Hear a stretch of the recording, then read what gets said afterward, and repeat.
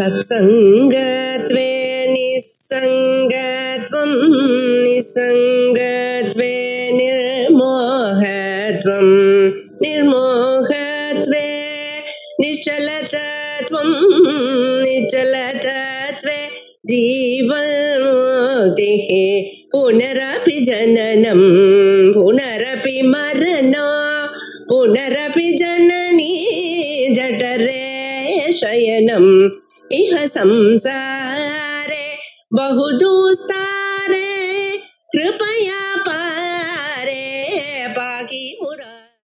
पार्थाय प्रतिबोधितां भगवता नारायणेन स्वयं व्यासेन ग्रथितां पुराणमुनिना मध्ये महाभारतम्। अथ चतुर्थोऽध्यायः। श्रीभगवानुवाच इमं विवस्वते योगं प्रोक्तवान् अहमव्ययं विवस्वान् मनवे प्राह मनुरिक्ष्वाकवे ब्रवीत्। நாலாவது அத்தியாயம் ஆரம்பிக்கிறோம். முதல்ல இது வரைக்கும் என்ன அப்படின்னு பார்த்தா, முதல் அத்தியாயத்துல ராகம், சோகம், மோகம் இந்த மூணு நாளையும் பீடிக்கப்பட்டவன் அர்ஜுனன். ராகம் அப்படின்னா என்ன? ஆசை, எமோஷனல் அட்டாச்மெண்ட். அதனுடைய தவிப்புனால அவன் ரொம்ப கஷ்டப்பட்டான். ரெண்டாவது சோகம், அவ எல்லாம் போயிடுவோன்னு இவனா அசியம் பண்ணி போயிட்டா என்ன பண்றது அப்படின்னு அந்த தாட்லயே அவனுக்கு சோகம் வந்துருச்சு. அதுக்கப்புறம் என்ன பண்ண, சோகமும் ராகமும் வந்த இடத்துல மோகம் வந்துடும். அப்படின்னா என்னன்னா டெல்யூஷன் வந்துருக்கு. டெல்யூஷன்னா அவிவேகம் வந்துருக்கு. அவிவேகம் வந்த உடனே அவன் என்ன பண்ணான்னாக்கா, இப்ப நான் சண்டை போட மாட்டேன்னு தன்னுடைய கடமையில இருந்து தவற ஆரம்பிச்சுட்டான். தவற ஆரம்பிச்சதோட இல்லாம ரொம்ப பேசிட்டு கடைசியில ஒரே ஒரு நல்லது என்ன பண்ணான்னா, அவன் சரண்டர் பண்ணிட்டான். அது பண்ணிட்டு கோவப்பட்டு சாமியாவது பூர்வமாவதுன்னு எழுது போகல. அவன் என்ன பண்ணிட்டான், பகவான் கிட்ட வந்து சிஷ்யஸ்தேகம் ஷாதிமாம் பிரபன்னம் அப்படின்னு அவர் காலில் பிரபத்தி அடைந்தான். பிரபத்தி பண்ண உடனே பகவான் யாரா இருந்தாலும் சொல்லணும்ன்றதுக்காக அவர் 2வது அத்தியாயத்துல இருந்து அவனுக்கு சொல்ல ஆரம்பிச்சுட்டார். சொல்லிட்டு முதல்ல கர்ம யோகத்தை பத்தி சொன்னான். கர்மன் ஏவ அதிகாரஹாத்தே நான் பலேஷு கதாச்சன அப்படின்னு சொல்லிட்டு திருப்பி என்ன பண்ண, ஞானத்தை பத்தியும் சொல்லிட்டார். அவிநாசி தான் இந்த ஆத்மாவானது, நிதிகாரம் அதிகாரி இந்த ஆத்மாவானது, நீ அதனால அப்படி பார்த்தா கூட நீ கவலைப்பட வேண்டியது அவசியம் இல்லை அப்படின்னு ஞான யோகத்தை பத்தியும் பேசினார். கர்ம யோகத்தை பத்தி ஒரு ஐடியா கொடுத்தார். அவ்வளவுதான். கொடுத்துட்டு அவனுக்கு அதுக்குள்ள ஆசைக்கு சிதப்பறிக்க ஞானி எப்படி இருப்பான் அப்படின்னு கேட்டோம்னா, அதனுடைய சுகேஷ்வானி விக்னமானா சுகேஷ் விஹரஸ்பிருஹா அப்படின்னு அவனுடைய விஷயங்களை எல்லாம் சொன்னார். அவர் சொல்லிட்ட உடனே அந்த கர்ம யோகத்தை சரியா சொல்லலன்னு தாபம் பகவானுக்கு. அதனால 3வது சாப்டர்ல நல்லா விசாரமா கர்ம யோகத்தை பத்தி சொல்லிட்டார். சன்னியாசத்தை ரொம்ப வசதி இல்லைனால கிரகஸ்தனாக இருந்தாலும் அவன் இந்த கர்மாவை பண்ணி கொண்டு அந்த சன்னியாசத்தை அவன் அடையலாம். அந்த மாதிரி தான் நம்ம முன்னோர்கள் ஜனகாதர்கள் எல்லாம் பண்ணிட்டு இருந்தாங்க. அவர்கள்லாம் வந்து கர்மயோகமா ஞானம் வர வரைக்கும் கர்மயோகமா பண்றவாளுக்கு சித்த சுத்திக்காக பண்றான்னு வச்சுக்கலாம். ஆனா ஞானம் வந்தா கூட அவள்லாம் ஏன் பண்ணிட்டு இருந்தாங்கன்னா, ஏன்னா அவளதான் பிரமாணமாக இதர ஜனங்கள்லாம் பார்த்துட்டு இருக்காங்க. ஃபார் எக்ஸாம்பிள் என்னையே எடுத்துக்கோ, மாமா கிஞ்ச இந்த திரிஷு லோகேஷு கிஞ்ச அஸ்தி கர்த்தவியம் அஸ்தி, எனக்கு இந்த 3 லோகத்திலையும் பண்ண வேண்டியது ஏதாவது இருக்கா, ஆனாலும் நான் எப்படி இருக்கேன்றத பாரு அப்படின்னு தன்னையே ஒரு எக்ஸாம்பிளா வச்சுட்டு, அதனால ஞானியாக இருந்தா கூட கர்மாவும் பண்ணிட்டு தான் ஆகணும். எதேஷ்டமாகலாம் இருக்கக்கூடாது. எப்படி இருக்கணுமோ அப்படி இருக்கீங்கன்னா லோகத்துல இருக்கவங்க எல்லாம் உங்களை பார்த்துட்டே இருக்காங்க, அவளுக்காகவாவது நீ பண்ணணும். லோகத்தை முன்னுக்கு எடுத்துட்டு வரணும்னா அவ இந்த வழியில தான் வரணும் அப்படின்றத காமிக்கணும் அப்படின்னு சொன்னாரு. சொல்லிட்டு இப்போ 4வது சாப்டர்ல என்னன்னாக்க ஞானத்தை பத்தி சொல்லணும்னு அவருக்கு. ஞானத்தை பத்தியும் சொல்லணும், கர்ம யோகத்தை பத்தி சொன்னோம்னா கர்ம சந்நியாசத்தை பத்தியும் சொல்லணும். அதனால இதுக்கு வந்து ஞான கர்ம சந்நியாச யோகா அப்படின்னு பேரு. 4வது அத்தியாயத்துக்கு பேரு ஞான கர்ம சந்நியாச யோகா. இப்போ ஞானத்தை பத்தி தான் சொல்லணும்னு ஆரம்பிக்கிறார். ஆனா ஆரம்பிக்கிறதுக்கு முன்னாடி பகவானுக்கு திடீர்னு ஒரு ஆசை வந்துட்டு, இந்த கீதையினுடைய குளோரியை பத்தி சொல்லணும். இந்த மகாத்மியம், கீதையினுடைய மகாத்மியம் வந்து நான் இப்ப உனக்கு சொல்றது சாதாரண விஷயம் இல்லை அப்படின்றத சொல்லி அவனுக்கு சொல்லணும், புரிய வைக்கணும்னு ஒரு ஆசை. அது மாத்திரம் இல்ல, அவனுக்கு வந்து ஞானியை பத்தி ஓரளவுக்கு சொன்னாரு சிதப்பிரக்கிய லட்சணத்துல. அவதாரத்தை பத்தி சரியா சொல்லல. அதனால அவதார ரகசியங்களையும் சொல்லணும் அப்படின்றதுக்காக அவதார ரகசியம் இந்த ஞானத்தினுடைய மகாத்மியத்தையும் சொல்லணும் அப்படின்னு ஆரம்பிக்கிறார் இந்த சதுர்த்த அத்தியாயத்துல. ஸ்ரீ பகவான் உவாச்ச, கிருஷ்ண பரமாத்மா சொல்ற, இமம் விவஸ்வதே யோகம் புரோக்தவான் அஹம் அவ்யயம் விவஸ்வான் மனதே பிராஹ மனுஹு இக்ஷ்வாகவே அப்ரஜீத் அப்படின்னார். அஹம் நான், இமம் யோகம், இந்த கீதா டீச்சிங் இப்ப நான் கொடுத்துட்டு இருக்கேன்னு இந்த ஞான மார்க்கம் ஆத்தியாத்மிகமான ஒரு வித்தியானது. இந்த கீதா சாஸ்திரமானது முதல்ல விவஸ்வதே புரோக்தவான், விவஸ்வானுக்கு நான் சொன்னேன் அப்படின்னார். இது எப்படிப்பட்ட யோகம்? இது அவ்யயம் யோகம், காலத்தினால அழியவே அழியாத ஒரு யோகம். அதனால இந்த வேதிக் பீரியட், உபனிஷத் பீரியட் அப்படின்னா இந்த ரிசர்ச் ஸ்காலர்ஸ் எல்லாம் சொல்றது எதையும் நம்ம ஒத்துக்க கூடாது கிறிஸ்டியன்ல. ஏன்னா இது அந்த காலத்துல இருந்து சூரியன் சிருஷ்டி ஆரம்பிக்கும் போது சூரியனுக்கு சொன்ன விஜயானது இது அப்படின்னு சொன்னா அதுக்கு எப்படி காலத்தை பிக்ஸ் பண்ண முடியும்? என்னமோ காலத்தை பிக்ஸ் பண்றாங்க, பெரியவாலும் சரி நம்ம ஒண்ணும் சொல்றதுக்கு இல்லைன்றதுக்காக இந்த வேதிக் டைம், உபனிஷத்து டைம், 4000 வருஷம் முன்னாடி, 3000 வருஷம் முன்னாடி, இதெல்லாம் நம்ம ஒத்துக்கல. அதெல்லாம் இங்கிலீஷ்காரனுடைய ஹிஸ்டாரிக்கல் ரிசர்ச்னால வர பிரச்சனை. அது வேல்யூஸ்ன்னு வச்சுங்க, அத லோகத்துக்கு தேவைப்படுறது. அதனால ஆனா நம்ம ஆத்மார்த்தமா இதெல்லாம் ஒத்துக்க கூடாது. நம்ம இந்த விஜயானது எங்கேருந்து வந்திருக்கு? விவஸ்வான் கிட்ட வந்திருக்கு. அகம் இமம் யோகம், இந்த யோகத்தை விவஸ்வான், சூரியனுடைய புள்ள விவஸ்வான். விவஸ் அப்படின்னாக்க அன்னம் அப்படின்னு ஒரு அர்த்தம். விவஸ் அப்படின்னாக்க தேஜா, எனர்ஜி அப்படின்னு ஒரு அர்த்தம். இத ரெண்டும் இருக்கக்கூடியவர் யாரோ அவர் தான் விவஸ்வான். யாருன்னா சூரியன். சூரியனுடைய புத்திரனுக்கு பேரு விவஸ்வான் அப்படின்பா. விவஸ்வானுக்கு சொல்ல முதல்ல சூரிய பகவானுக்கு அவர் சொன்னார். இந்த கீதா டீச்சிங் முதல்ல யாருக்கு சொன்னார்னா சூரிய பகவானுக்கு தான் முதல்ல சொன்னார். சூரிய பகவானுடைய பிள்ளைக்கு சொன்ன உடனே அவர் யாருக்கு சொன்னார்னா சூரிய பகவானுடைய புள்ள விவஸ்வானுக்கு அவர் சொன்னார். விவஸ்வான் அப்படின்றவர் யாருன்னாக்க அவருடைய பிள்ளை. இந்த விவஸ்வான் அப்படின்னாக்க இவர் யாருக்கு சொன்னார்னாக்க மனுவுக்கு சொன்னார். யார் அந்த மனு அப்படின்னாக்க வைவஸ்வத மனுவுக்கு சொன்னார். இந்த மனுவை பத்தி தெரியும். நம்ம ஆமியாவட்ட தண்ணிக்கு மகாசங்கல்பம் பண்ணும்போது இந்த வார்த்தையை கேள்விட்டோம். வாயம்புவ வாரோஜிஷ உத்தம தாமச வைவத தாக்ஷுஷ வைவஸ்வத மன்வந்திரே அஷ்டாவிंशतितमे கலியுகே பிரதமே பாதே பிரதமே பக்ஷே பிரதமே மாசே பிரதமே திவசே அப்படின்னு நம்ம சங்கல்பத்துல பண்ணோம். அப்படி 8 மனுக்கள் இருந்தாங்க. சுவாயம்புவ மனு அப்படின்னு முதல்ல இருந்த, அதுக்கப்புறம் சுவாரோசிஷ மனு, அதுக்கப்புறம் உத்தம மனு, அதுக்கப்புறம் தாமச மனு, அதுக்கப்புறம் வைவத மனு, அதுக்கப்புறம் சாக்ஷுஷ மனு, அதுக்கப்புறமா 7ஆவதா வந்தவர் வைவஸ்வத மனு. அந்த 7ஆவதா வந்த வைவஸ்வத மனுவனுடைய 28வது சதுர்யுகத்துல நம்ம இப்ப இருக்கோம். அந்த 28வது ஒரு சதுர்யுகம்ன்றது பிரம்மாவனுடைய 434,32,000 வருஷம் அவ்வளோ இருக்கக்கூடிய சதுர்யுகத்துல ஒரு யுகத்துக்கு 4,32,000. அந்த மாதிரி 4 யுகத்துல 28வது சதுர்யுகத்துல கலியுகத்துல நம்ம இப்ப இருந்துட்டு இருக்கோம். நம்ம கணக்கு வச்சுட்டு இருக்கோம். இப்படி வைவஸ்வத மனு. இன்னொரு மனு நம்மளுக்கு எல்லாம் ரொம்ப தெரிஞ்ச மனு சாவரண்ய மனு. அவர் 8வது மனு. அவர் என்னன்னா நம்ம துர்கா சப்தசதியில, ஏன்னா நவராத்திரியா இருக்கு அதனால அவரை நினைக்காம இருக்கக்கூடாது. இதே மாதிரி 700 ஸ்லோகம் அங்கேயும். அங்க சாவரணியினுடைய மனுவை பற்றி சூரிய தனையோ யோ மனுக்கமா நிஷாமயதுத்பத்தி வித்தராக்கத சோமமா அப்படின்னு ஆரம்பிக்கிறது துர்கா சப்தசதி. அதுல சாவரணி மணி இதுக்கு அடுத்ததா இருக்கக்கூடியவர்.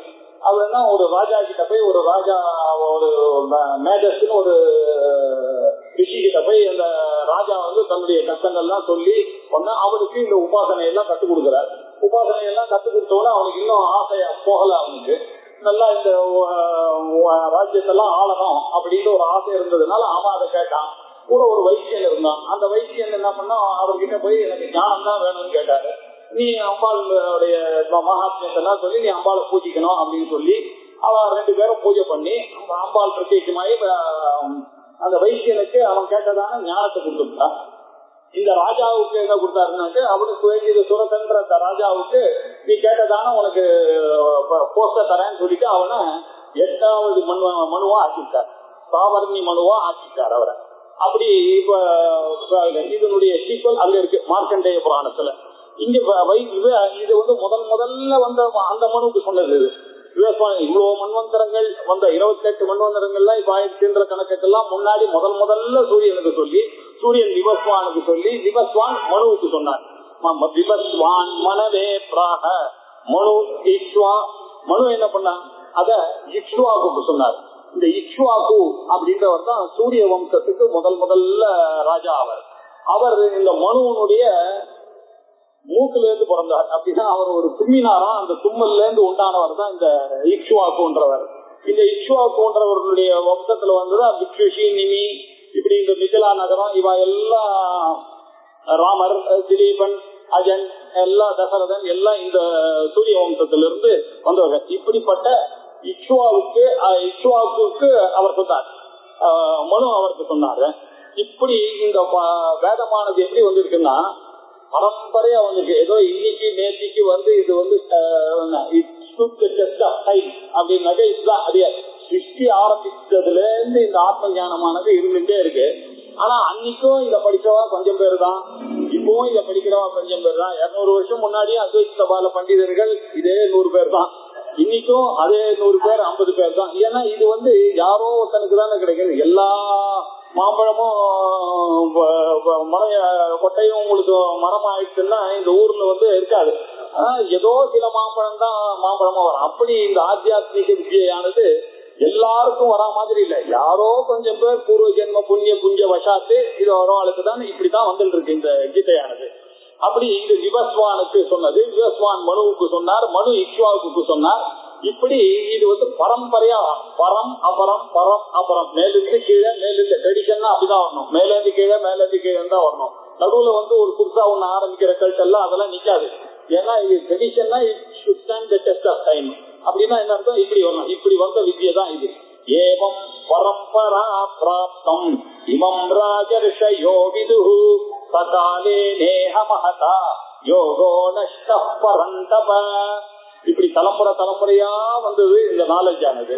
இந்த நாலேஜ் எப்படி வந்தது அப்படின்னாக்க பகவான் எப்படி சிருஷ்டி ஆறுது அப்படின்றது முதல்ல எப்படி வேதம் வந்ததோ அந்த வேதத்துல இருக்கக்கூடிய மாதிரி தான் இந்த சிருஷ்டியானது உண்டாச்சு. வேதத்துல தாத்தா யதா பூர்வம கல்பயத்து, முன்னாடி கல்பத்துல வேதம் எப்படி இருக்கோ அந்த வேதத்துல எப்படி இருக்கோ அப்படிதான் எப்பொழுதுமே சிருஷ்டியானது வரும். அப்படின்னா என்ன அர்த்தம் அப்படின்னா அர்த்த பிரபஞ்சம் இந்த பொருள்கள்லாம் சப்த பிரபஞ்சத்துக்கு அப்புறம் தான் உண்டாகும். அதனால வேதத்துல என்ன இருக்கோ அததான் பகவான் சொல்ல முடியும். அதனால அவர் என்ன பண்ணார், இப்படி இந்த ஸ்ருதியில இருக்கக்கூடிய நாலேஜ வந்து அவர்களுடைய வாயினால இதை வந்து விவஸ்வானுக்கு சொன்னார், விவஸ்வானத மனுவுக்கு சொன்னார், மனுக்கு இவாவுக்கு சொன்னார். அப்படின்னா என்ன அர்த்தம்னா இவ சொன்ன விஷயம் என்னன்னா ஸ்ருதிதான் விஷயம். அது என்னன்னா வேற வேற வாயிலிருந்து அப்படி அப்படியே வந்துட்டு இருக்கு. அது எப்படி வந்திருக்குன்னா இப்படி இவாளெல்லாம் ஸ்மரிச்சு சொன்னதுனால இதுக்கு பேர் ஸ்மிருதின்னு பேரு. முதல்ல வேதத்துக்கு காதல கேட்டு வந்ததுனால அதுக்கு பேர் ஸ்ருதின்னு பேரு. ஸ்ருதேரிவாத்தம் ஸ்மிருதிரன் வகச்சதே அப்படின்னா காளிதாசன். திலீபன் இந்த இக்ஷ்வாகு குலத்துல பிறந்த திலீபனுக்கு ரொம்ப நாளா குழந்தை இல்ல அப்படின்னு சொல்லிட்டு வசீஸ்வர ஆசிரமத்துக்கு போனார். வசீஸ்வர ஆசிரமத்துக்கு போகும்போது அவர் என்ன சொன்னாரு, காமதேவனுடைய பொண்ணான கண்ணுக்குட்டி ஒண்ணு இருக்கு நந்தினின்னு, இது நீ கூடவே கொஞ்ச நாளைக்கு இதை பேசிட்டே இருந்தானாக்கும் உனக்கு புத்திர பாக்கியம் ஏற்படும். இவன் என்ன பண்ணா அது மேல ரொம்ப ஆசை இவனுக்கு, குழந்தை பிறக்கணும், ஏன்னா இக்ஷ்வாகு குலமே போயிடுமேன்ற கவலையில ரொம்ப சிரத்தையா அவன் பண்ணிட்டு இருந்தானா. அதுக்கு காளிதாசன் கொடுக்கக்கூடிய உபமா இது. ஸ்ருதியை தொடர்ந்து எப்படி ஸ்ருதி எல்லாம் போறதோ அப்படி திலீபன் அந்த நந்தினி பின்னாடி போனானா அப்படி சொல்லிருக்காரு. எப்படி அதுதான் அந்த ஸ்ருதியில இருந்தத ஸ்ருதிக்காரர்கள் இப்ப சொல்லிருக்காரு. இப்படி பார்க்க அதனாலதான் இதுக்கு பேரு ஸ்ருதி பிரஸ்தானம் பேரு. இந்த கீதைக்கு உபனிஷத் பாஷ்யத்துக்கு பேரு ஸ்ருதி பிரஸ்தானம், இதுக்கு பேரு ஸ்ருதி பிரஸ்தானம். இன்னொன்னு சூத்திர பாஷ்யம் இருக்கு, அது அனுமானத்தினால வந்து அது தர்க்க பிரஸ்தானமா இருக்கு. இப்படி 3 பிரஸ்தானமும் படிச்சாதான் ஒருத்தருக்கு நாலேஜ் வரும்ன்றதுக்காக பெரியவா அப்படி பண்ணிருக்கேன். இது ஸ்ருதி பிரஸ்தானம்.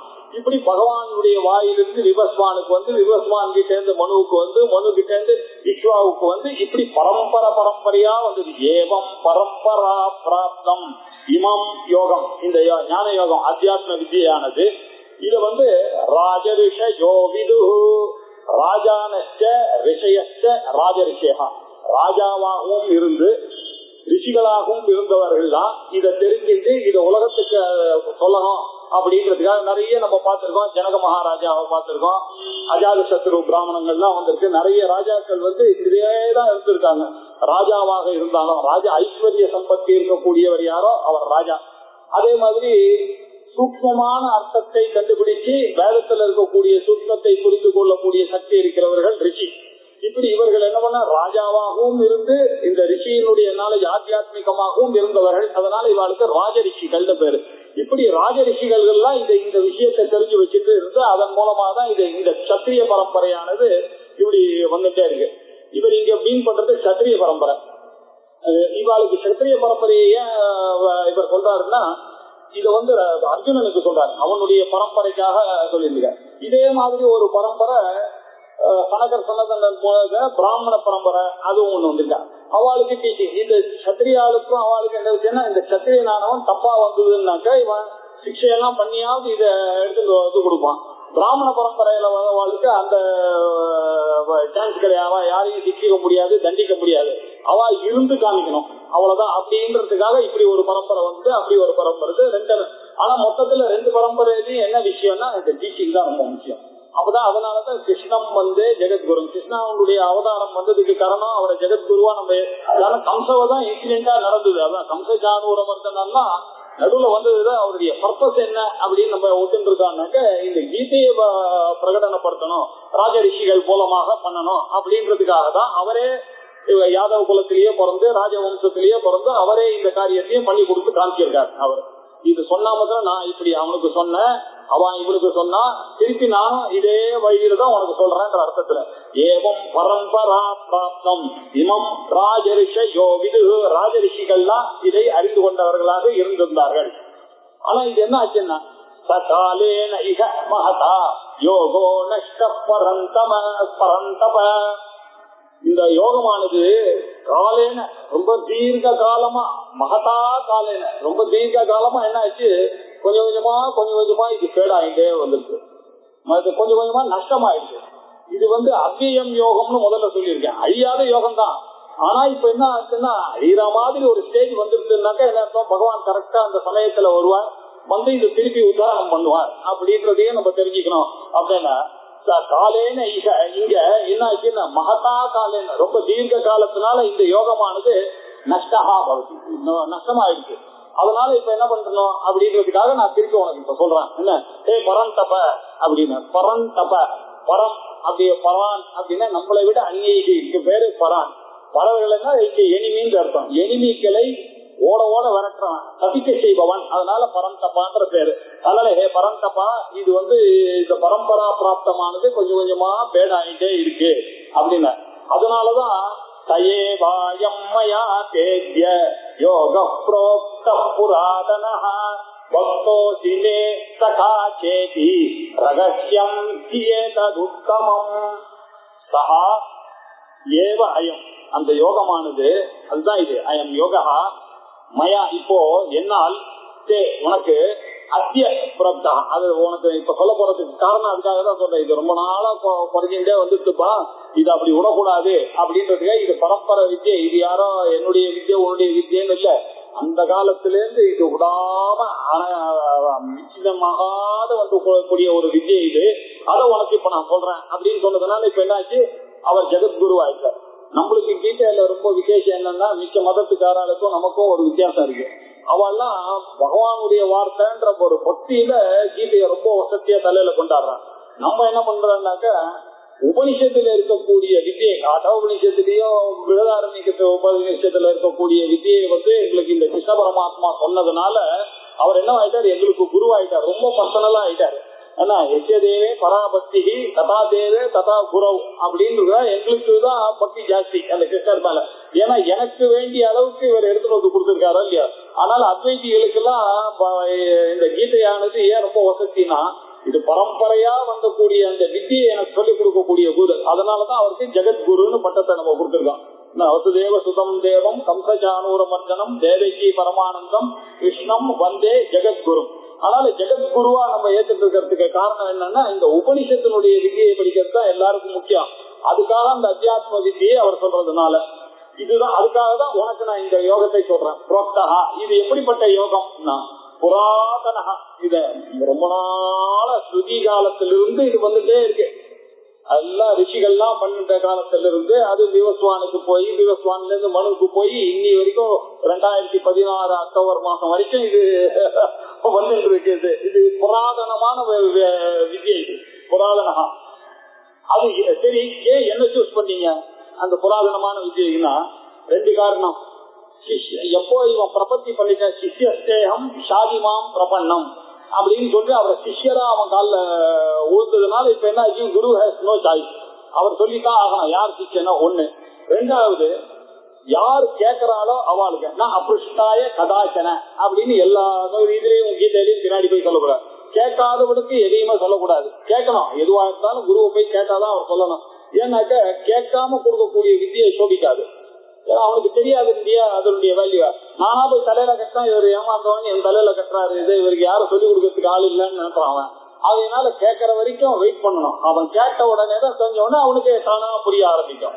அதனால ஒரு பக்தனா அதுக்கு என்ன கண்டிஷனா இருக்கணும், எப்ப கேட்பான் அவன் அப்படின்னா பிரபத்தி பண்ணி தான் கேட்கணும். எந்த வித்தியானா தத் விஜயானார்த்தம் ச குருமேவா விகச்சே ஸ்ரோத்ரியம் பிரம்மனிஷ்டன் உபனிஷத்துல சொல்லிக்கிறான். அவன் எப்படி பண்ணா, வினயத்தோட போய் சமிஸ்பானியோட யாரு பொருத்தம் போறானா அதே மாதிரி இந்த சிச்சுவேஷன்ல அர்ஜுனன் என்ன பண்ணா, ஹெல்ப்லெஸ்னஸ் யாருக்கு வருதோ அவன் தான் குருவை நாட முடியும். அவன் என்ன பண்ணா, ஹெல்ப்லெஸ்ஸா நான் எல்லாத்துக்கும் தயார், பிச்சை எடுக்கிறதுக்கு கூட தயாருன்ற லெவலுக்கு போயிட்ட உடனே தான் அவன் காலில் விழுந்தான். காலில் விழுந்த உடனே அவனுக்கு சரி வைராக்கியம் வந்துடுது, இவனுக்கு விவேகத்துக்கு பார்த்தா நான் வழி பண்ணிட்டானா போதும் இந்த நாலேஜ் வந்துரும்னு ஆரம்பிச்சார். அப்படி ஆரம்பிக்கிறதுக்காக இவன் பக்தனா ஆயிட்டான். பக்தன்னா என்ன அர்த்தம்னா, சரணாகத புத்தி யாருக்கு இருக்கோ அவன் பக்தன். அந்த சரணாகத புத்தி வந்தவனுக்கு பக்தகா அதி, நீ பக்தனாக இருக்கின்ற காரணத்தினால் அது மட்டும் இல்ல, மே சகாச்ச, நீ சகா. சகான்னு சமான க்ஷானா சகா, சமான வயாக சகா. ஒரே திங்கிங் இருக்கிறவன், எல்லாருக்கும் ஒரே இன்ட்ரெஸ்ட் இருந்ததுன்னா அவெல்லாம் ஒன்னா போவார். இவருக்கும் அதுல இன்ட்ரெஸ்ட், இவருக்கு அதுல இன்ட்ரெஸ்ட் தான். மியூசிக் போறேன்னா அங்க ஒன்னா போவாங்க, கிளாஸுக்கு போற வேதாந்த கிளாஸுக்கு போறேன்னா அவ இப்படிதானே சேரும். இல்லைன்னாக்கா அந்தந்த ஏஜுக்கு தான் அவளுக்கு ஒத்து போகும். அது என்னதான் சொன்னாலும் அதெல்லாம் சமான வயாக அப்படி இருக்கக்கூடிய. அப்படி பார்த்தாலும் கிருஷ்ணன் வந்து எலிஜிபிள், அர்ஜுன எலிஜிபிள் இந்த நாலேஜுக்கு. அது மாத்திரம் இல்ல, பக்தன் வேற. சோ இப்படி ரெண்டு குவாலிபிகேஷன் இருந்தாக்கா சிஷ்யனுக்கு வேண்டிய குவாலிபிகேஷன் இருக்கிறதால பக்தோசி மே சகாச்ச இது சகாவாகவும் இருக்கின்ற காரணத்தினால் இந்த ரகசியமான இந்த கீதா சாஸ்திரத்தில் ரகசியம், ரகசியம்னா என்ன அர்த்தம் அப்படின்னா எதோ ரொம்ப ஜாகிரதையா வச்சுக்கணுமோ அதுதான் ரகசியம். ரகசியம்னாக்கா சொல்லாமையே இருந்தானாக்கா அது பேர் ரகசியம் இல்லை. தமிழ்ல வந்து ரகசியமா வச்சுக்கோன்னா அந்த அர்த்தத்துல சொல்றோம். ரகசியம்னாக்கா என்ன அர்த்தம்னா ரொம்ப பத்திரமா வச்சுக்காது. ஒரு ரத்தனத்தை எடுத்துட்டு வந்து உங்க கையில கொடுத்தானாக்கா என்ன பண்ண, இது ரொம்ப ரத்தனம் வந்து 2 லட்சம் ரூபாய் அப்படின்னு சொன்னா அது எப்படி வைப்பீங்க, ஒரு பேப்பர்ல அதை போட்டு அதை ஒரு பிளாஸ்டிக் டவால போட்டு அதை ஒரு பையில போட்டு அதை எடுத்துட்டு பீரோவை திறந்து அதுல போய் ஒரு அறையை திறந்து அது உள்ள வச்சு அவ்வளவு பத்திரமா வைக்கிறாங்கன்னா அப்படிங்கிறது. அப்படி காக்க வேண்டிய ஒரு ரகசியம் இது. அப்படி உங்களுடைய மனசுல இருக்க வேண்டிய வேதாந்தம் இது. அப்படிப்பட்ட ரகசியம் இது. இந்த கீதா சாஸ்திரமானது ஏதோ நினைக்கிற மாதிரி இருக்குது. மேனேஜ்மெண்ட்டுக்காக சொல்றது, அங்க சொல்றது, திருக்குறள்ல சொல்லியிருக்கிறது எல்லாம் இதுல இல்லாததே இருக்காது. ஏன்னா அத்தியாத்ம வித்தியில எல்லாமே அடக்கம் தானே, எல்லாமே இருக்கும். ஆனா முக்கியம் அது இல்ல, மோட்சம் தான் முக்கியம். கீதா சாஸ்திரத்துக்கு ஜீவ பிரம்ம ஐக்கியம் தான் முக்கியம் அப்படின்றதுதான் இங்க தெரிஞ்சுக்க வேண்டிய விஷயம். அதுதான் ரகசியம். நீங்க ரகசியம் என்ன, ஜீவ பிரம்ம ஐக்கியம் தான் ரகசியம். இன்னொன்னு உபனிஷத்துக்கு ரகசியம்னு ஒரு பேர் இருக்கு. உபனிஷத்துனால ரகசியம் இருக்கு. வேதத்தினுடைய ரகசியம் என்னவோ அதான் உபனிஷத்து. அதுதான் என்ன, ஜீவ பிரம்ம ஐக்கியம் தான். இப்படி ரகசியம் ஏதது இந்த கீதா சாஸ்திரமானது ரொம்ப ரகசியம். உபனிஷத்தினுடைய ரகசியம் இது உத்தமம் ரகசியம். இந்த கிரேட் சீக்கிரட் இதுதான். ஆகையினால இதை பத்திரமா வைக்கணும் அப்படின்னு சொல்லிட்டாரு. சொன்ன உடனே அர்ஜுனனுக்கு என்ன, இவரு taking me for a ride. இவர் வந்து சூரியனுக்கு சொன்னான்றாரு, சூரியன் மனுக்கு சொன்னார், மனு இஸ்வாவுக்கு சொன்னாரு. இப்ப இவர் வந்து எனக்கு சொல்றாருனாக்க இது எதை நான் எடுத்துக்கிறது, என்ன அது அப்படி அப்படின்னா சரியா புரியலையே அப்படின்னு அவனுக்கு சந்தேகம் வந்துச்சு. எனக்கு போன கிளாஸுக்கு சொன்னதே நமக்கு ஞாபகம் இருக்க மாட்டேங்குது. இவர் எப்போ அந்த சூரியனுக்கு சொன்னாராம், இப்ப எங்கிட்ட வந்து சொன்னா அதை எந்த அளவுக்கு நம்புறது? அந்த விஷயம் இவர் எப்போ அங்க இருந்தாரு, இவர் எங்க எப்படி இருக்காரு, ஒன்னும் சரியா புரியலையே அப்படின்னு ஒரு சந்தேகம் வந்துருக்கு அர்ஜுனுக்கு. அர்ஜுனவாச்ச அபரம் பவதோ ஜென்ம பரம் ஜென்ம விபஸ்வதா கதம் ஏதத் விஜானியாம் த்வமாதௌ ப்ரோக்தவான் இதி. பவதா ஜென்ம, தேவகி புத்திரன் நீங்க, அண்ணா எனக்கு தெரியும், குந்திய நல்லா தெரியும், எனக்கு வசுதேவரன் நல்லா தெரியும், மாமா இப்படிப்பட்ட வம்சத்துல நீங்க பிறந்தவர், தேவகியினுடைய பிள்ளை நீங்க. பவதா ஜென்ம அபரம், இப்ப நடந்தது, ரீசெண்டா நடந்தது உங்களுடைய ஜென்மாவானது. விபஸ்வானுடைய ஜென்ம கிரியேஷன் போது முதல்ல சூரியன் தான் 4 வரணும்னாக்கா அவர் தானே ஃபர்ஸ்ட், அதுக்கப்புறம் தானே செகண்ட் வந்து, அவர் வந்த உடனே தானே காலம் வந்தது, செகண்ட் மினிட் இதெல்லாம் எப்போ வந்தது, அவர் தானே ஃபர்ஸ்ட். அங்க அப்படிப்பட்ட கிரியேஷனுக்கே முதல்ல இருக்கக்கூடிய அவருடைய ஜென்மா எப்போ, பரம் எப்போ நடந்தது. அது நீங்க இப்போ என் கூட வந்த ஜென்மா உங்களுக்கு. கதம் ஏதத் விஜானி, இதை நான் எப்படி புரிஞ்சுக்கிறது? நீங்க தான் அவனுக்கு சொன்னீங்க, அதேதான் எனக்கு இப்ப சொல்றீங்க. நீங்க எப்படி அப்ப இருந்தீங்க, நீங்க எப்படி இப்படி இருந்தீங்க, நீங்க அப்ப சொன்னதை எப்படி ஞாபகம் வச்சுட்டு இருக்கீங்க? நிறைய கேள்விகள் இந்த மாதிரி எல்லாம் இருக்கு அவனுடைய மனசுல. அதை எப்படி நான் தெரிஞ்சுக்கிறது? ஜானியாம் அறிந்து கொள்வது, விஜானியாம் விசேஷமாக. நீங்களோ பகவான்னு தெரியும் எனக்கு, ஏன்னா இவன் சிசுபாலவகத்துலதான் பகவானுடைய கிரேட்னஸை பார்த்திருக்கான். அர்ஜுனனுக்கு வந்து ஆரம்பத்திலிருந்து என்னதான் ஃப்ரெண்டா இருந்தா கூட அவனுக்கு உள்ளுக்குள்ள தெரியும் கிருஷ்ண பரமாத்மா. ஏன்னா அவன் அதுக்காக தான் போர்க்களத்துக்கு வரும்போது கூட துரியோதன சேனையை கேட்கும் போது இவன் கிருஷ்ணனை கேட்கறான்னாக்க என்ன அர்த்தம், அவனுக்கு பேசிக்கா இவர் பகவான்ன்றது தெரியும். அதனால இதை எப்படி விசேஷமா தெரிஞ்சுக்கிறதுன்னு கேட்டான். இதெல்லாம் அப்படி கேட்கல அவன். கதம் ஏத விஜானியாம், எப்படி விசேஷமா இதை புரிஞ்சுக்கிறது? நல்லா புரிஞ்சுக்கிறான்னு ஒரு ஆசை. ஏன்னா பகவான் வாயில இன்னும் கொஞ்சம் வந்ததுன்னு அது சில சமயத்தில் நம்ம பெரியவா இருக்கே தெரிஞ்சதா கூட திருப்பி கேட்கணும். ஏன்னா அப்பதான் சொல்லுவோம், ஏதாவது சொல்லும் போது இன்னும் கொஞ்சம் 4 ரசமான விஷயங்கள்லாம் நம்ம கேட்க. அப்படித்தானே எல்லாரும் ராமாயணமும் பகவானும் இன்னும் கேட்டுட்டு இருக்கான். அவனுடைய வாயிலிருந்து வரும்போது சில ரசமான விஷயங்கள்லாம் வரும்ன்றது அதான் இப்படி தெரிஞ்சுக்கணும்ன்றது. கதம் ஏதத் விஜானியாம் தொம் ஆதவு புறத்த, நீங்க முதல்ல சொன்னவரும் நீங்க தான்றதை நான் எப்படி புரிஞ்சுக்கிறது அப்படின்னு கேட்டான். தொம் ஆதவ், முதல்ல சூரிய பகவானுக்கு புரோக்தவான், நீங்கள் சொன்னவராக இருக்கிறீர்கள் என்பதை நான் எப்படி புரிந்து கொள்வது அப்படின்னு கேட்டார். இப்போ கீதையினுடைய பெருமையை சொன்னாரு. இப்ப இவன் கேட்ட கேள்வி நல்ல கேள்வியா போச்சு. இப்ப அவதாரத்தை வேற சொல்ல வேண்டிய ஒரு நெசசிட்டி வந்துச்சு. இந்த அவதாரா கான்செப்ட்ன்றது நம்மளுடைய முதல்ல ரொம்ப யூனிக் கான்செப்ட் ஆச்சு. ஞானியை நமக்கு தெரியும், அஜானியை தெரியும், இந்த அவதாரம் ஒரு கான்செப்ட் இருக்கு, இதை தெரிந்து கொள்ளணும் அப்படின்றதுனால பார்த்தா சரி இப்ப சொல்ல ஆரம்பிக்கிறேன் அப்படின்னு முடிவு பண்ணிட்டார். ஸ்ரீ பகவான் உவாச்ச பகூனி மே வ்யதீதானி ஜன்மானி தவச அர்ஜுன தான்யஹம் வேத சர்வாணி நத்வம் வேத்த பரந்தவ. இப்போ மனுஷ ஜென்மாவுக்கும் அவதாரங்களுக்கும் இருக்கக்கூடிய விசேஷத்தை கொஞ்சம் பார்த்துட்டு தான் நம்ம உள்ள போக முடியும். போனாதான் இந்த ஸ்லோகத்தை புரிஞ்சுக்கணும். எப்படி பேதங்கள் இருக்குன்னா, முதல்ல காரண பேதம் இருக்கு. நமக்கெல்லாம் எப்படின்னாக்கா அஜ்ஞானம் காரணம். அஜ்ஞானம் வந்ததுனால என்ன ஆச்சு, நான் வந்து செக்யூர்டு பர்சன் எனக்கு தெரியல, புல்லுன்னு தெரியல. தெரியாததுனால என்ன பண்ணேன், சப்போர்ட்டுக்காக இன்னொருத்தர் மேல ராகத்தை வச்சேன். ராகத்தை வச்ச உடனே என்ன ஆச்சு, மோகம் ஏற்பட்டது. அந்த மோகத்தினால என்ன பண்ண, கர்மாவெல்லாம் செய்ய ஆரம்பிச்சேன். இந்த கர்மாவனுடைய செய்கையினால என்னாச்சு, புண்ணியம் வந்தது, பாவம் வந்தது, இதெல்லாம் ஒட்ட ஆரம்பிச்சது. அந்த பாவ புண்ணியத்துக்கு ஏற்ற மாதிரி என்னுடைய ஜென்மாவானது இவ்வளவு நாளா நான் வந்துட்டு இருக்க மாத்தி இப்படியா அவதாரத்துக்கு வரக்கூடிய ஜென்மானா தான் பவுண்ட் பை இந்த அஜ்ஞானத்தினால இல்லை. அவரு தான் எல்லாமே அறிந்தவராச்சே. அவருக்கு வந்து எல்லாம் அறிந்தவர, அவரை போய் நீங்க வந்து அஜ்ஞானின்னு சொல்ல முடியாது. சரி, ஞானியா இருந்தா என்ன, பெரிய கிடையாது. அப்ப இவர் எப்படி வந்தார் அப்படின்ற ஒரு கேள்வி வருது, இந்த பிராமணம் வருது. அதனால இவனுக்கு ஜீவனுக்கு அஞ்ஞானத்தினால பிறகு அவருக்கு ஞானம் வந்தாலும் அவர் அவதாரத்துக்கு வருவார் அப்படின்னு ஒரு டிஃபரன்ஸ். இன்னொன்னு பாருங்க, சுரூப பேதமா இருக்கு. நம்ம எப்படி இருக்கோம்னா, வரும்போதே எல்லாத்துலயும் ஒரு அட்டாச்மெண்ட், எல்லாத்துலயும் ஒரு ஆசை, எல்லாத்துலயும் சம்சாரியாவே இருக்காங்க, எல்லாத்துக்கும் ஒரு அட்டாச்மெண்ட். அவன் இல்லைன்னாக்கா என்ன பண்றது அப்படின்னு ஒவ்வொருத்தருனாலையும் ஒன்னா ராஜா இல்லைன்னா என்ன நடக்கும், நாளைக்கு அவன் வந்துட்டானா என்னன்னு இல்லாத தாட்டெல்லாம் இவனே வராத தாட்டெல்லாம் நிறுத்தி எப்போதுமே சோகத்திலேயே இருக்கக்கூடிய ஒரு மனசா இருக்கக்கூடிய சம்சாரி, பந்தத்திலேயே எப்பொழுதும் பத்தகாவா இருக்கான். அவர் எப்படி அப்படின்னாக்கா அவர் முக்தகா, அவர் நித்திய முக்த சுத்த சுபாவா, அவர் எதோடையும் அவர் பந்தப்படாதவர் அவர். சரி, இவனுடைய உத்தேசம் என்ன அப்படின்னாங்க, என்ன உத்தேசம், இவனுக்கு போன 16 பெற்று பெருவாழ் வாழணும், பெரியவாழ்ல இவன் இப்படியே வளர்க்க, நீ அதை நீ கல்யாணம் பண்ணிக்கோ, இப்படியே இப்படிதான் சொல்லிதானே இவனை வளர்த்துருக்காங்க. இப்படியே வளர்த்து இவனுடைய மேக்சிமம் எய்ம் என்னன்னாக்கா இப்படி வாழ வேண்டியது, திருப்பி போக வேண்டியது, திருப்பி பிறக்க வேண்டியது, இப்படியே உத்தேசம். அவருடைய உத்தேசம் அதுவா அப்படின்னு கேட்டா அவருடைய உத்தேசம் அது இல்லை. அவருக்கு சிஷ்ட பரிபாலனம், துஷ்டத்தை நிகிரகம் பண்ணணும், சிஷ்டர்களை காப்பாற்றணும், இப்படின்னு ஒரு பர்பஸோட தான் அந்த அவதாரமானது ஏற்படுறது. இவன் கர்மாவனால இவன் தோன்றான், அவர் தன்னுடைய மாயினால தோன்றாரு. இவன் என்ன பண்றான், 5 எலிமெண்ட்டுக்கு வயப்பட்டுதான் இவன் பிறக்கிறான். இங்க பிறந்தாலும் சரி, இந்த லோகத்துல பிறந்தாண்டா ஏதாவது மண்ணு ஜாஸ்தியா இருக்கக்கூடிய பஞ்ச பௌதிகமான சரீரம் தான் இங்க கிடைக்கிறது. அதுல எத்தனிக் குவாலிட்டிஸ் அதிகமா இருக்கக்கூடிய ஒரு ஜென்மம் இங்க கிடைக்கிறது.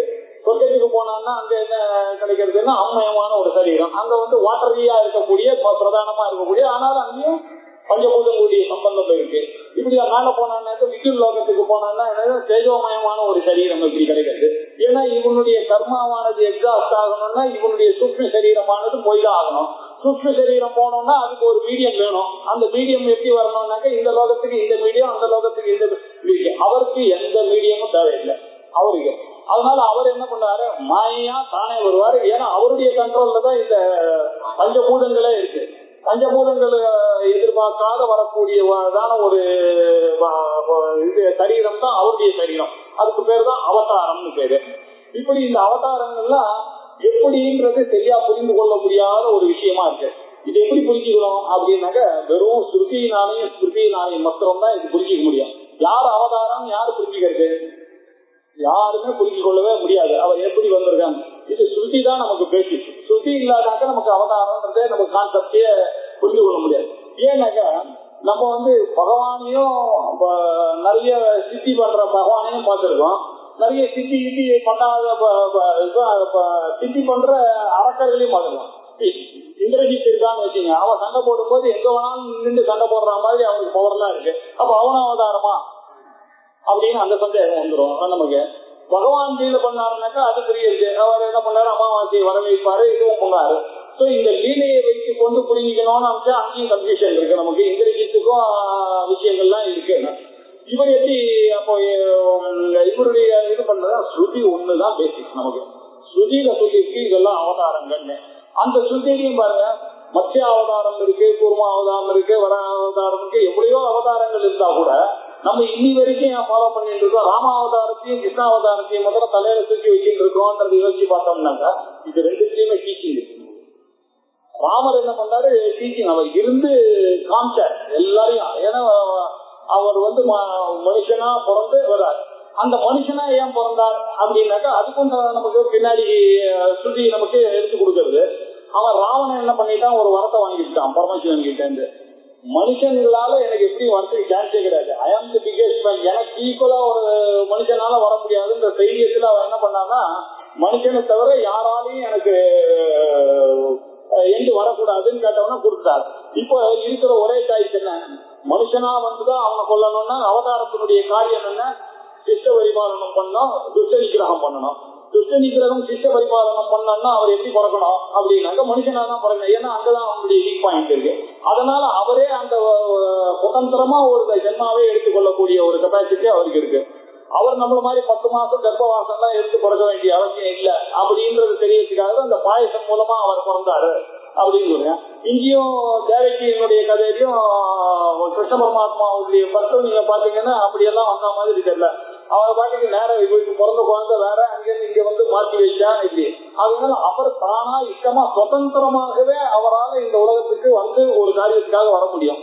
நம்ம யாருக்குமே அந்த சுதந்திரம் கிடையாது. எல்லாருமே பரதந்திரால், நம்ம எல்லாருமே அஜானிகள் தான், நம்ம எல்லாருமே சம்சாரிகள் தான், நம்ம எல்லாருமே புண்ணிய பாவத்துக்கு கட்டுப்படாம அசம்சாரியாகவும் முக்த சுபாவமாகவும் இருந்து தானுடைய இஷ்டத்துக்கு வரக்கூடிய ஒரு சரீரத்தை எடுக்கக்கூடிய கெப்பாசிட்டி இருக்க யாருக்கு இருக்கோ அவர் தான் அவதாரம் அப்படின்னு இந்த அவதாரத்தை புரிஞ்சுக்கிறோம் இல்லையா. அப்படி பார்த்தாதான் உங்களுக்கு இந்த ராவணன் ஹிரண்ய கசிபு எல்லாம் அழிக்கிறதுக்காக எதனால இந்த பகவான் வந்தார்.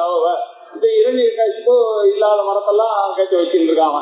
காத்தால என்ன கொல்லக்கூடாது, சாயங்காலம் கொல்லக்கூடாது, எந்த ஆயுதத்திலையும் கொல்லக்கூடாது, இப்படி எல்லாம் கேட்கிற மனிதனால கொல்லக்கூடாது, மிருகனால கொல்லக்கூடாது அப்படின்னு கேட்டான். அதுக்காக இப்ப என்ன வேண்டியது, நரசிம்ம அவதாரம் எடுக்கிற மாதிரி ஆயிடுச்சு. மனிதனாகவும் இல்லாம, மிருகமாகவும் இல்லாம, காத்தாலையும் இல்லாம, சாயங்காலமும் இல்லாம, அது ஒரு கையில கத்தி இல்லாம, தோல் இல்லாம, கையில நகத்தை வச்சுட்டு அப்படி ஒரு அவதாரத்தை. இதெல்லாம் பகவானுடைய அவதார மகிமைகள். இந்த அவதாரங்களை எல்லாம் தெரிஞ்சவராலதான் எடுக்கணும். சர்வஜனாக இருக்கக்கூடிய பகவானாலதான் இந்த அவதாரங்கள்லாம் எடுக்க முடியும் அப்படின்றத சூச்சனை பண்ணி இவ்வளவு விஷயங்கள் இருக்கு. அர்ஜுன நிறைய பகூனி அநேக ஜென்மாக்கள் அதீதானி போயிடுச்சு, விசேஷன் அதீதானி எல்லாம் போயிடுச்சு. எனக்கும் நிறைய நான் எடுத்தேன். பிரசித்தமா 10 அவதாரம் சொல்லிட்டு இருக்கோமே தவிர கோடி கோடி அவதாரங்கள் எடுத்திருக்காரு பகவான். அப்படி பகூனிமே விசீதானி விசேஷன அதீதானி போயிருக்கு. அதீதானி அது முதல்ல இல்ல, உனக்கும் அதேதான். ஆனா நான் பர்பஸுக்காக ஒரு தடவை எடுத்தேன். நீ என்ன பண்ற, வழி இல்லாம அஞ்ஞானத்தினால திருப்பி அம்மா வயிற்றிலேயே பிறந்து இதே மாதிரியே அந்த ஆத்ம ஞானம் வராத இருக்கிற காரணத்தினால திருப்பி பிறந்துட்டே அந்த தவச்ச அர்ஜுன. அர்ஜுனா தவச்ச உனக்கும் இதேதான், நிறைய ஜென்மா இருக்கு. ஆனா என்னுடைய ஜென்மா எனக்கும் உனக்கும் ஒரு விசேஷம் என்னன்னா, உனக்கு போன ஜென்மால என்னன்றது தெரியாது, எனக்கு நான் என்னெல்லாம் பண்றதுன்றது எனக்கு தெரியும். தானே அகம் வேத, அது எல்லாத்தையுமே நான் அறிவேன். சர்வாணி தானே அகம் வேத, எல்லாவற்றையும் நான் அறிவேன். நத்வம் வேத, உனக்கு அது தெரியாதுப்பா ஹே பரந்தப்ப. ஆனா அர்ஜுனா உனக்கு அது தெரியாது. ஏன்னா அந்த மாதிரிதான் அந்த மாயைக்குள்ள நீ மாட்டின்னு இருக்க. இந்த சரீர இந்த மாயைக்கு ஆட்பட்டு இந்த முக்குணமான இருக்கக்கூடிய திரிகுணாத்மிகா மாயை ஆசிரியம் பண்ணக்கூடிய இந்த கிரியேஷன்ல வந்த உனக்கு அது என்னாச்சு, எல்லாமே மறைஞ்சு போயிடுச்சு. அதனால தெரியவே தெரியாது உனக்கு. ஆத்ம ஞானம் வர பர்யந்தம் உனக்கு இது புரியவே புரியாது அப்படின்னு சொல்றாரு. அதனால உனக்கு தெரியல, எனக்கு இந்த கண்ட்ரோல் இல்லாததுனால எனக்கு எல்லாம் தெரியும். தானி அகம் வேத சர்வாணி நத்வம் வேத பரந்தப, அது உனக்கு தெரியாதுப்பா அப்படின்னா. அஜோபி சன் அவ்யயாத்மா பூதானாம் ஈஸ்வரோபி சன் பிரகிருதிம் ஸ்வாமதிஷ்டாய சம்பவாமி ஆத்ம மாயையா. அஜஹா ஜன்மரஹிதா.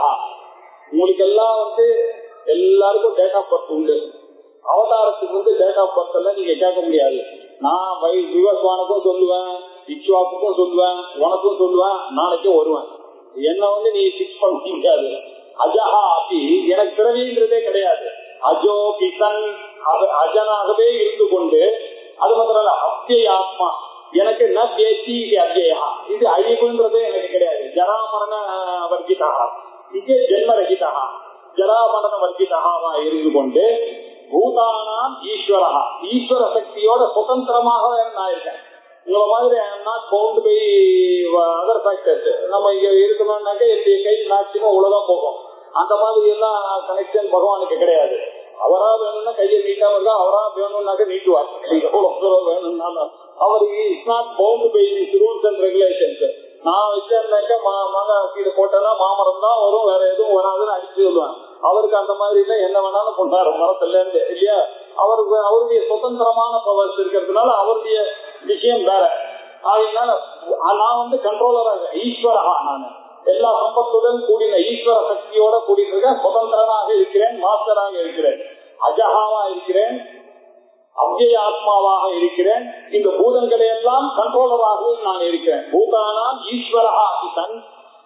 இது என்ன பண்ண, இந்த பிரகிருதி இந்த மாயையை ஸ்வாம் அவஷ்டத்திய, நீங்க அந்த மாயைக்குள்ள மாட்டிருக்கீங்க. நான் அந்த மாயையை நான் கையில வச்சுட்டு இருக்கேன்.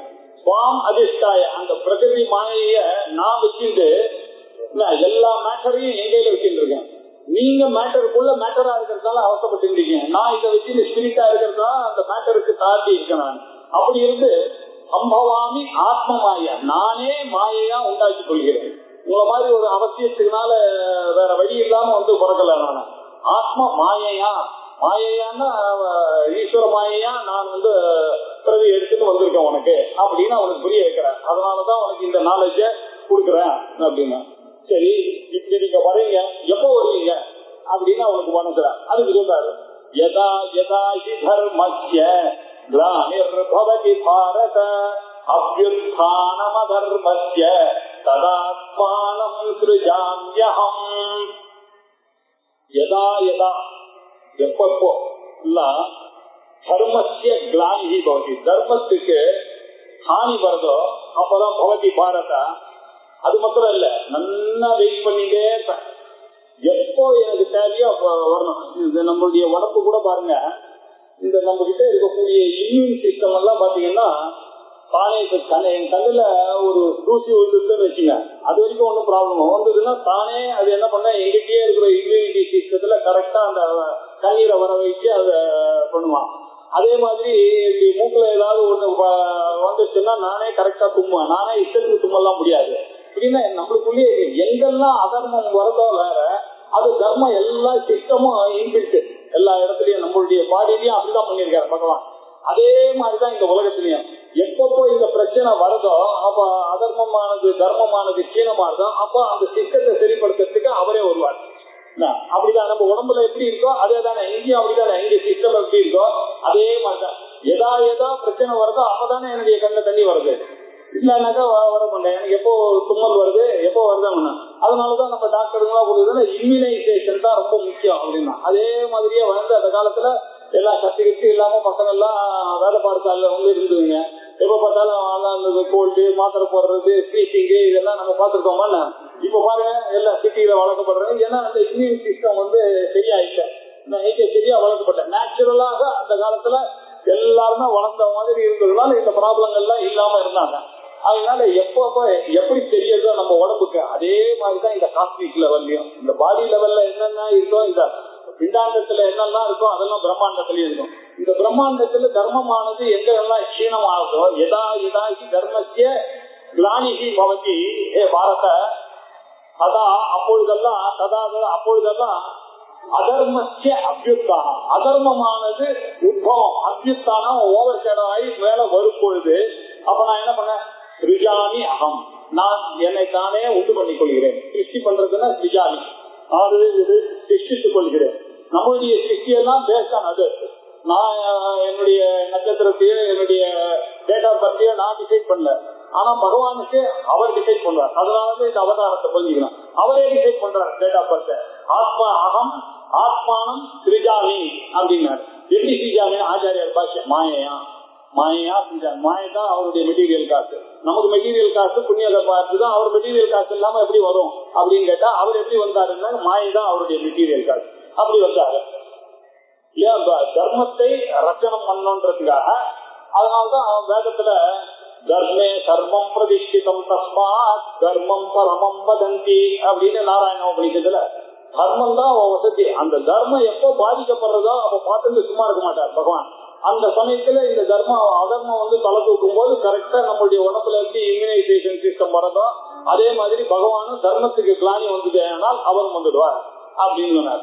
இதுக்காக வரார் அப்படின்னா பரித்ராணாய சாதூனாம் விநாசாய துஷ்கிருதாம் தர்ம சம்ஸ்தாபனார்த்தாய சம்பவாமி யுகே யுகே.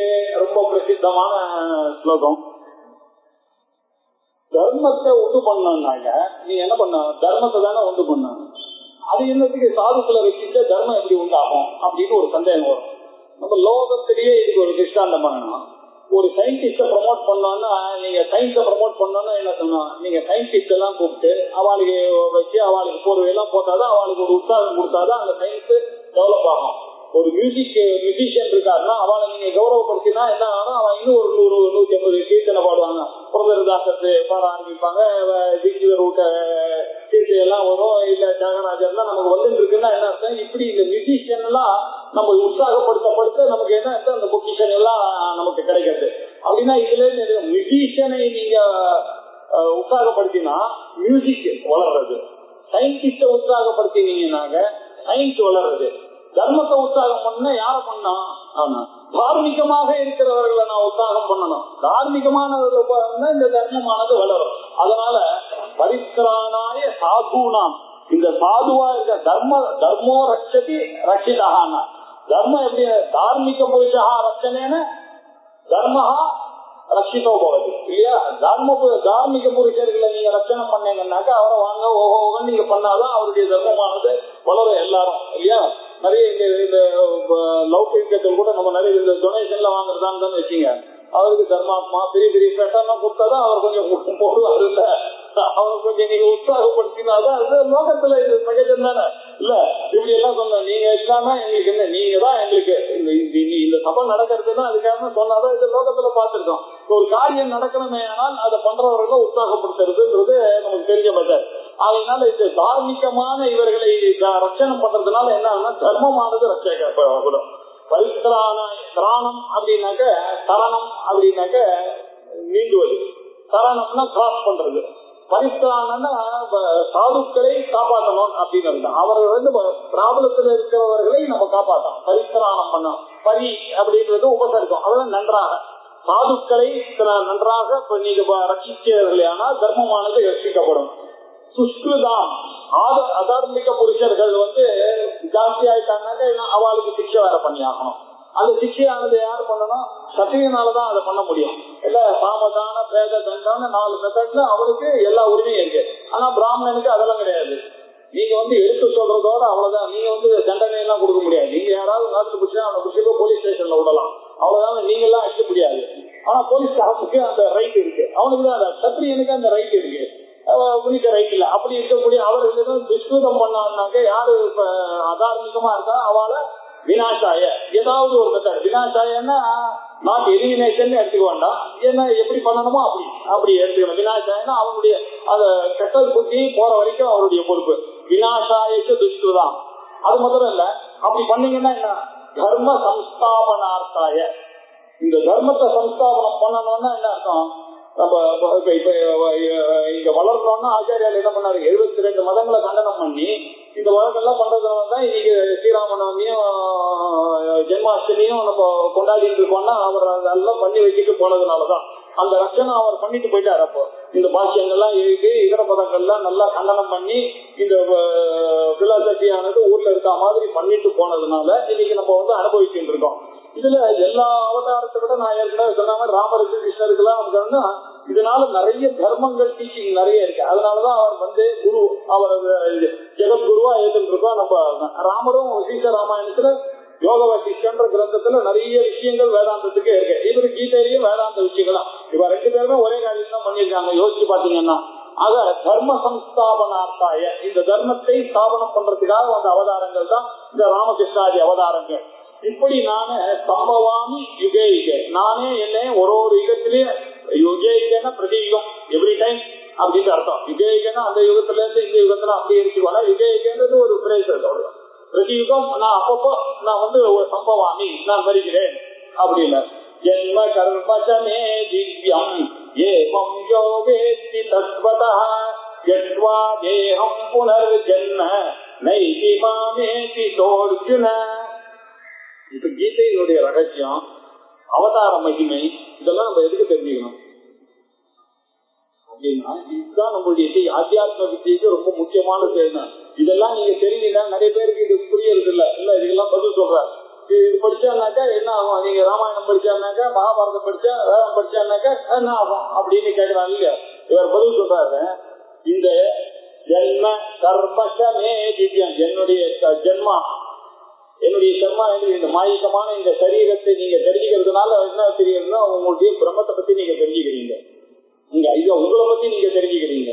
உங்களுக்கு பின்னாடி இருக்கக்கூடிய பிரம்ம ஞானம் உங்களுக்கு தெரியப்படுறது. இது இதெல்லாம் காரணமா இருக்குன்றதுக்கு. ஜென்மாவை பத்தி தெரிஞ்சுன்னா உங்களுக்கு ஏன் இந்த டேட் ஆஃப் பர்த் வந்ததுன்னா அஞ்ஞானத்தினால வந்ததுன்னு இப்ப தெரிஞ்சுதா இல்லையா? அதே மாதிரி அவருக்கு ஏன் ஜென்மா இல்லைன்னா அவர் மாயை தாண்டின நிலையில இருக்காரு. நீங்களும் மாயை தாண்டின நிலையில யாருன்னா அஜகாதான் நீங்களும் அப்படின்னு தெரியணும் இல்லையா? அதுக்காக மம ஜென்ம கர்ம, என்னுடைய கர்மா. அவர் எதுக்காக வந்தாரு? ஞானிக்கு வர வேண்டிய அவசியம் இல்லையா? அவர் ஏன் வந்தாருன்னா இந்த மாதிரி அதர்மம் ஜாஸ்தி ஆகும் பொழுது தர்மத்தை சம்ஸ்தாபனம் பண்றதுக்காக தான் இதுதான் அவருடைய வேலை, பகவானுடைய வேலை இதுதான் அப்படின்னு அவருடைய கர்மாச்ச திவ்யம், என்னுடைய அப்ராக்கிருதமான ஐஸ்வர்யம். என்னுடைய அவருடைய கண்ட்ரோலிங் பவர், பகவானுடைய லீலைகள்லாம் நமக்கு எப்படி தெரியுது? சஹஸ்ரநாமம் எல்லாம் படிச்சு நமக்கு தெரியாது. இப்படி அவருடைய திவ்யம் ஏவம் யோ வேத்தி, யார் ஒருத்தன் இதெல்லாம் தெரிஞ்சுக்கிறானோ, பரந்தப தத்வதா, அது எப்படின்னா தத்வதா இதெல்லாம் எங்க கொண்டு போய் நான் உங்களை சேர்க்க போறேன்? ஆத்தியாத்ம வித்தியக்கு உபனிஷத்துக்கு பின்னாடி எடுத்துன்னு போய் எல்லாரையும் அங்க கொண்டு போய் எங்க போதும் ஆத்தியாத்ம வித்தியை, நீங்க உங்களுடைய உண்மையான ஸ்வரூபம் ஆத்மஸ்வரூபம், அதுதான் ஈஸ்வர ஸ்வரூபம் அப்படின்னு சொல்ற இடத்துக்கு இதெல்லாம் எடுத்துன்னு போறதுக்கு இந்த நாலேஜ் எல்லாம் வழியாக இருக்கு. அதை தெரிஞ்சுக்கிறதுக்கா அவருடைய ஜென்மா என்ன, கர்மா என்ன, அவருடைய திவ்யமான விஷயங்கள் என்ன, இதெல்லாம் யார் யோ வேத்தி தத்வதா இருக்கிறது இருக்கா மாதிரி தெரிஞ்சுக்கணும். தத்வதா தெரிஞ்சு கொண்டாங்க. அப்ப என்ன ஆகும்? இந்த சரீரம் போன பிறகு செத்வா தேகம் புனர் ஜென்ம, இந்த தேகமானது போன பிறகு இங்கேயே அவனுக்கு இந்த ஜீவன் முக்திக்கான பாசிபிலிட்டிஸ் ஆர் பிரைட்.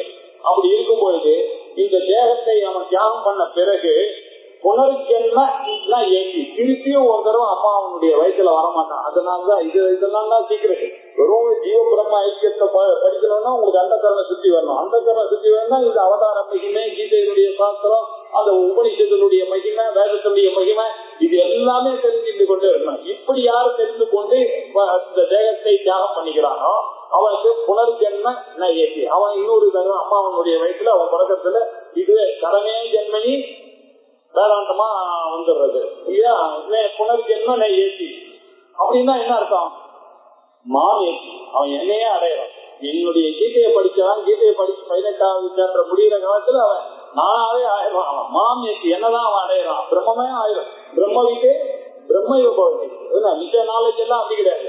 எதை தெரிஞ்சுன்னா அதுவும் ஆக முடியாது. எனக்கு மைக்க தெரிஞ்சா நான் மைக்க ஆக மாட்டேன், நான் புக்கை தெரிஞ்சுட்டா புக்க ஆக மாட்டேன், எங்க அப்பாவை தெரிஞ்சுட்டா நான் அப்பாவை ஆக மாட்டேன், எங்க ஒய்ஃபை தெரிஞ்சா நான் ஒய்ஃப் ஆக மாட்டேன். ஆனா இந்த விஷயம் மட்டும் எப்படி இருந்தாங்க? பகவானுடைய கீதையை படிச்சா பிரம்மத்தை பத்தி தெரிஞ்சுட்டேன்னா என்ன, நானே பிரம்மமா, பிரம்ம வித்து பிரம்மைவ பவதி. அப்படி செத்வா தேகம் புனர்ஜென்ம ஏற்றி மாமேத்தி சஹா, அவன் என்னையே அடைகிறான். அர்ஜுனா அப்படின்னா அவன் என்னையே அடைகிறான்பா. இதுதான் இந்த சீக்கிரட். இப்ப என்ன பண்ணிட்டாரு? 8 வரைக்கும் அவர் கீதையினுடைய ஸ்டோரி எல்லாம் சொல்லிட்டு இப்ப நேர விஷயத்துக்குள்ள வந்துட்டார். திருப்பி வேதாந்தத்துக்குள்ள பிரவேசம் பண்ணிட்டார். இது உனக்கு எதுக்காக சொன்னா இது மூலமா நீங்க வரணும் அப்படின்றதுக்காக சொன்னா அந்த வழியை காமிச்சிட்டு மண்மயா மகாம் உபாசிதாக வஹவோ ஞான தபசா பூதா மத்பாவமாகதாக வீதராகபய குரோதா முதல்லயே சொல்லியிருக்காரு. அது இதுல துக்கேஷு அனுஜிக்னமனாக சுகேஷு ஹிதஸ்ரஹ வீதபாராக பயக்ரோதா. இந்த ராகம் பயம் குரோதம் இதெல்லாம் இல்லாமலாக இருந்து கொண்டு, ஏன்னா இந்த அர்ஜுனனுடைய ப்ராப்ளமே அதான ராகம் சோகம் மோகம். இப்படி இந்த ராகம் அதுல இந்த சோகத்துக்கு காரணம் என்ன? பயம். அதனால என்ன வருது? சாபம் வருது, இல்லைன்னாக்கா குரோதம் வருது. இப்படி ராகம் என்னை விட வேறான ஒரு பொருளின் மீது ஆசை ராகம், என்னை விட வேறான ஒரு பொருள் இருக்குமே ஆனால் ஒரு பயம், அது என்னை விட பெருசா இருக்கும். இல்லைன்னாக்கா ஒரு ஈகோ, அது என்னை விட தாழ்வா இருக்கும், அது கருப்பா இருக்கும், அது வெளுப்பா இருக்கும், அது பணக்காரியா இருக்கும், அது ஏழையா இருக்கும். இப்படி எல்லாம் என்னை விட ரெண்டாவது பயம்பவதி அப்படின்ற ரெண்டாவது ஒரு பொசிஷன் வந்துருச்சுனாலே ராகம் வரும், பயம் வரும். அது கிடைக்கல என்ன அர்த்தம்? அது எங்க போய் பரிணமிக்கும்? குரோதமாக பரிணமிக்கும். இப்படி இதெல்லாம் இல்லாமல் ராகமும் பயமும் குரோதமும் இல்லாமல் விகட ராக பய குரோதாக அவர்கள் என்ன பண்ணணும் அப்படின்னா வைராக்கியத்தோட சாதன சதுஷ்டய சம்பத்தி இகாமுத்ரார்த்த பல போக விராக நித்யானித்ய வசுவேதா சமதமாதி சத்திய சம்பத்தி முமுட்சத்துவம் அந்த 4க்கு இங்க சூச்சனை பண்ணிட்டார். வீட்டராக பயக்குரோதனாக இருந்து கொண்டு மண்மயாக, மண்மயான என்ன மாமேவ பரமேஸ்வரன், நான் தான் பிரம்மன்றதை தெரிஞ்சுக்கணும். அந்த கிருஷ்ண பரமாத்மாவை பார்க்கும்போது பக்தி இருக்கட்டும், அதாவது அவர் தான் பிரம்ம, அவர் தான் நான் அப்படின்றது மான்மையா. மாம் உபாசித்தாக என்னையே ஆசிரியர்களுக்கிறாங்க, நன்றாக என்னையே பிடித்து கொண்டிருப்பவர்கள். வகவோ ஞான தபசா, ஈஸ்வர தபகா எத்தனையோ இருக்கு. ஆனா பிடிக்க வேண்டிய தபஸ் என்னன்னாக்க ஞான நிஷ்டைக்கு இருக்கக்கூடிய வேதாந்தத்தை தான் பிடிக்கணும் அப்படின்றது. இதெல்லாம் எப்படி நமக்கு சொல்ல, இவர் சொல்லலையா? ஆச்சாரியர் பாஷ்யத்துல சொல்லியிருக்கார். அவர் வந்து இதர தபோ நிரபேட்ச ஞான நிஷ்டா, இதர தபஸை எதிர்பார்க்காமல் படிக்கக்கூடிய வேதாந்தத்தினாலதான் மாமுபாசிதா என்ன மண்மையனா ஆயிடுவான்னா என்ன அர்த்தம்? இல்லைனாக்கா பிலாசபி அடிக்குமே நீங்க நானாவே ஆயிடுவான்னா இவன் எப்படி அடைவான்னாக்கா என்ன அர்த்தம்னா பிரம்மத்தை அறிந்தால் பிரம்மமா ஆகுவான் அப்படின்ற அந்த உபனிஷ தாத்பரியத்தை சொல்லணுன்றதுக்காக பகவஹா ஞான தபகா இப்படி அநேக விதங்கள் மூலமாக இவன் சித்த சுத்தியை அடைந்து ஒரு நல்ல குருவனால சத்து கோமதி அப்படின்ற ஒரு ஞானத்தை கேட்டு அகம் பிரம்மாஸ்மி என்ற ஞானம் ஏற்பட்டு அந்த ஞானியே கூடினவனாக ஞான நிஷ்டையாக இருந்து கொண்டிருப்பதாக சொல்லி அவன் பூதாகான்னா பராசுத்தி கண்டா வசத்தியான பரமம் சுத்தி வசத்தியான சுத்தமானது எப்ப நீ யாருக்கிற தெரிஞ்சாதானே சுத்தமா அது வரைக்கும் நான் இந்த மைண்டோடையும் இந்த இன்டெலெக்டோடையும் இருக்கிற வரைக்கும் டெய்டடா தான் நான் இருக்கேன் ஆம் பிரம்மான்னு என்னைக்கு தெரியுதோ அன்னைக்குதான் நான் பூத்த பாபா அப்படின்னு அவன் அதனால பூதா மத்பாவம் ஆகட்டா என்னுடைய பாவத்தையே அவர்கள் அடைகிறார்கள் என்னுடைய பாவத்தையே யாரு எப்படி அதுக்கு என்ன கண்டிஷன் ராகம் பயம் குரோதம் அப்படின்னா ஆசை இல்லாம அது முதல்ல பகவான் அர்ஜுனனுக்கு இருந்த அந்த டெலியூஷன் எல்லாம் இல்லாத இருந்து கொண்டு அவன் என்ன ஆத்ம அனாத்ம விவேகம் இருந்து கொண்டு வைராக்கியம் இருந்துட்டு சமதமாதி கட்ட சம்பத்தியோட மூச்சுத்துவத்துடன் கூடினவனாக இருந்து யார் ஒருத்தன் உபாசிர என்னையே சரணடைகிறார்களோ என்னையே உபாசிக்கிறார்களோ என்னையே ஆசிரியிக்கிறார்களோ அவர்கள் என்ன பண்றான் பகவான் அவளுடைய ஞான தபஸ் இதெல்லாம் பண்ணி இங்க வந்ததுனால அந்த ஞான நிஷ்டை கைகூடினவர்களாக இருந்து பூதாகா பவதி அவதான் உண்மையா என்ன மாதிரியே அவளும் பரிசுத்தமானவர்களாக ஆகி மத்பாவமாக என்னுடைய பாவத்தையே அவர்கள் அடைகிறார்கள் அப்படின்னு சொன்னாரு. இதுக்கப்புறம் ஏயதாமாம் பிரபத்யந்தே தாம் ததைவ பஜாம்யஹம் மம வர்த்மானுவர்த்தந்தே மனுஷ்யாः பார்த்த சர்வசஹ. இப்ப இன்னொரு பிரவாதமா ஒண்ணு, யார் யார் எப்படி எப்படி என்னை பஜிக்கிறார்களோ அப்படி எப்படிதான் அவளுக்கு நான் அனுகிரகம் பண்றேன். யாரு என்னை எப்படி கேட்கறானோ அதுதான் நான் கொடுக்குறேன். ராவன் அப்படி கேட்டா அவனுக்கு அதை கொடுத்தேன், ராமருக்கு இப்படி கேட்டாருனாக்கா இவருக்கு இப்படி கொடுக்குறேன். யார் யார் என்னென்ன எப்படி கேட்கறாங்களோ அதே அதுக்கே தான் ஏ மாம் பிரபத்தியந்து என்னை யார் என்ன வழியில கேட்டு பிரபத்தி பண்ணுகிறார்களோ தான் அவர்களுக்கு சதைவ பஜாமி அனுகிருந்தானி அகம்ன்ற அர்த்தம் நான் அவளுக்கு கொடுக்குறேன். அதனாலதான் கேட்கும் போது நம்ம பகவான் கிட்ட ஜாக்கிரதை இருக்கணும். அதனாலதான் அவர் என்ன சொன்னாரு, எனக்கு துவேஷமும் யாரு மேலேயும் கிடையாது, பிரியமும் யாரு மேல நமே தேசோஸ்தி ந பிரியா அப்படின்னு. அதே மாதிரி சூத்திர பாஷ்யத்துல ஒரு வைஷமிய நைஷுமிய தோஷம் பகவானுக்கு இல்லைன்னா வந்துடும். அவருக்கு விஷமம்னு வரும். யார் யார் அவளை பிரைஸ் பண்றாலோ அவளுக்கு முதல் நல்லது கொடுப்பாரு. யார் யார் பிரைஸ் பண்ணலன்னாக்கா அவளுக்கு கெட்டதை கொடுத்தாருனாக்கா அவருக்கு ஜமீன்தார் வர மாட்டார், அவர் பகவானா இருக்க மாட்டார். அதனால அவாவாளுடைய கர்மா அவாவாளுடைய கர்மாவுக்கு ஏற்ற மாதிரி நான் எல்லாருக்கும் மழையா பேசுறேன். யார் யார் அது கூட எல்லாருக்கும் வைஃபையா இருக்கேன். யார் யார் நீங்க டேப் பண்ணிக்கிறீங்களோ நீங்க டேப் பண்ணிக்கீங்க அவர் எப்படி இருக்காரு. ஆகையினால அப்படி சொல்ல போறாரு. அந்த விஷயத்த பகவான் நீங்க சொல்றாரு. இது 11ஆவது ஸ்லோகத்தை அடுத்த திங்கட்கிழமை